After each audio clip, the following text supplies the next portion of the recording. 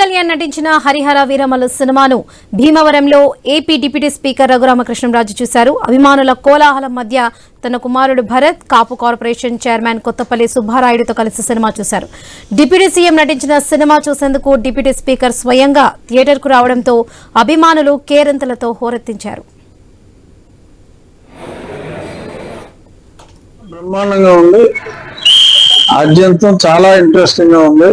పవన్ కళ్యాణ్ గారి యాక్టింగ్, కీరవాణి గారి re recording, ఈ రెండు ఒకదాని నుంచి ఒకటి ఉన్నాయి. తప్పకుండా సినిమా క్లైమాక్స్ వచ్చేటప్పటికి పార్ట్ 2 ఎప్పుడు రిలీజ్ అవుతుందా అనే ఉత్కంఠ అందరిలోనూ పెరిగిపోయింది.